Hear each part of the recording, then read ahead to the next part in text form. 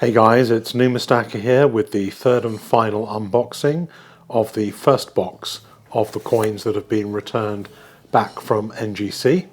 And when you get to right to the end of this video, you will maybe understand a little bit more why they call this the hobby of kings. I mean, just look at these. Let's start with a plain edge 1831 PF63 proof. This is a proof coin. This is an incredibly rare, expensive coin. All proofs have this plain edge, except for some that had a milled edge, and we have one with a milled edge as well. Anyway, let's go forward. Sixpences, 1846, MS63. It really doesn't get much better than this. The guy who is a member of the Silver Forum who put these coins into NGC is probably one of the most significant sixpence collectors in the country, and there's just a great selection of coins here that were put into both the standard grading tier and the value tier. The standard tiers for coins up to $300, and the value tier, the standard tier is for coins above $300, and the value tier is for coins below $300. It is a lot more expensive to grade standard tier, as I'm sure that you can understand. Okay, let's move on to the ancient coins. There were two that we put in. One of them is mine, and that's the Caligula Roman coin. And the other one belongs to somebody on the forum, which is which is not, in fact, a Boeotian coin from Thebes 405 BC. It is a not genuine coin, unfortunately.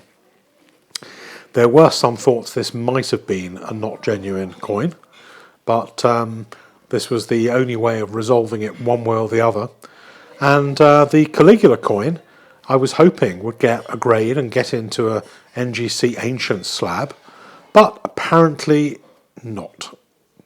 Unfortunately. I like the coin. I mean, the coin's got this kind of verdigris, kind of greeny, coppery covering.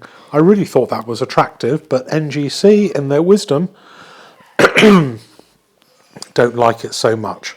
They think that it has an altered surface, and they think that it has filled edges. I didn't really look at the edges. It may very well be that it does have filled edges. I feel a bit aggrieved, really, because it was described as a first-class condition coin by the auction house, Lockdale's auction in the UK. And they had a picture of it in their catalogue. I made a bid for it. And I thought I was getting a good quality coin that I could grade. Unfortunately, that was not indeed the case. I'll probably either try and get a refund on it, or maybe put it back into the Lockdale's auction and see what it does, and let somebody else look after it. Which brings us on to roosters. A number of roosters went to NGC for grading. They all have the rooster label. I think most of them, all except one, are proofs. So a lot of these are the proofs. The proofs have a limited mintage, they are quite expensive, and they are a fabulous design. Looking forward to seeing the other lunar animals as the years go by from the same series. Unfortunately, every single one of these coins got a 69. I just do not understand why all of them got a 69. I feel a little bit aggrieved by that, but there you go. What can you do? Even the MS one got a 69, which is probably good for an MS, but the proofs, I mean, really, 5 or 6 proofs from different sources, from different people, all 69, really. Okay, that brings us on to the Trigos. We've got some Trigos. That first one was the Peking Opera and Dragon. Then you've got this one, which is the very, very rare Panda Trigos coin. Only 66 of these have been minted. Had it done with a Panda label. Very nice coin, very rare, very desirable. 66 only of these pandas. and they're not an official Panda coin, but nevertheless they are gradable by NGC, which is good. Let's have a look. So there were 666 of these. They weren't incredibly expensive. The copper wasn't a really expensive buy, but I did buy 3 myself. One of mine is that 70. I got a 70. Of 4 I graded, only 1 got a 70 and 3 got 69. So it may be that the 70s of this will actually be a little bit of a premium. It's too early to tell, but I just bought them really for my own personal collection. Leading on to a number of other ones which are from the sixpence collection. So a lot of different dates, some really nice coins, an MS65. I mean, that is a really good grade, a 65 for an old Victorian sixpence. Absolutely wonderful. This one's a shilling from 1816. It's got a lousy grade, so you can tell that it belongs to me, which indeed it does. I bought this one at the International Money Show in Orlando. Didn't pay a huge amount for it, but I think I probably still paid a little bit too much, and I thought I'd have it graded, but it got a 35, which was not great. This next one belongs to another YouTuber, Platinum Skies. Shout out for Platinum Skies and his great channel. Look him up and subscribe to him. That one was a taco from the Gold Coast, which is now known as Ghana, and it's a very, very, very rare coin. Next up, we've got a 1931 2 shillings, also known as a florin, also 24 old pennies. Really nice coin, lovely condition. Lovely to see that one, actually. I remember florins from when I was a kid. 1936 shilling, MS66. MS66, fabulous condition. Can't argue with that. That's a really, really good grade to get. Wonderful.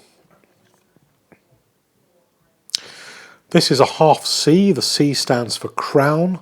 1934 AU58. The person who owns this thought it might do a little bit better. So AU58, you never know with some of these things whether they're going to be a 61 MS or AU58 or occasionally something in the middle. 1907 sixpence, MS64, another really good result. Great condition sixpence. Edward the 7th, 1907.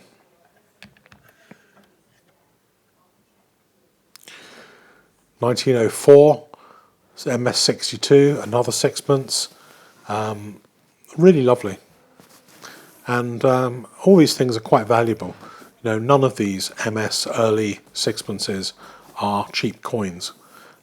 So this particular guy is gradually going through his collection and going to grade a lot of them to build a complete graded set of UK sixpences in high grades.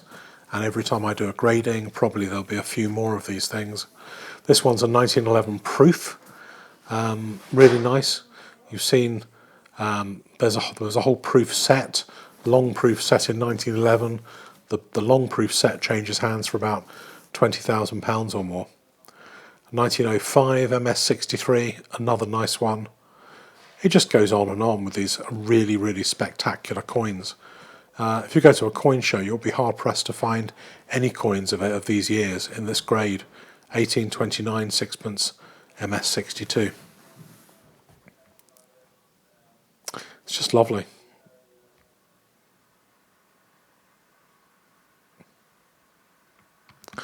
Okay, so yeah, this one was the black sheep, so to speak, or the purple sheep in the family. This one happened to be bent, or according to NGC, it was just a little bit crooked. Pardon me.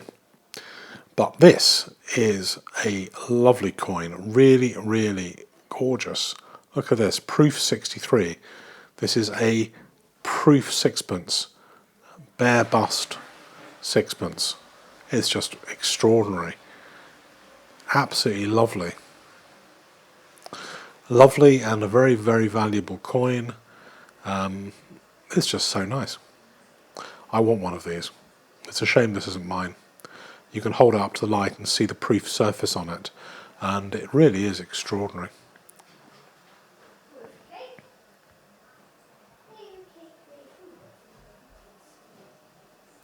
Just look at this as the light shines on it. I mean, just look at that. That is just a wonderful, wonderful coin. Any collector would adore to have one of these in their collections. Anyway, that's the last one, ending on a real high, and looking forward to the unboxing of the next delivery in a week's time.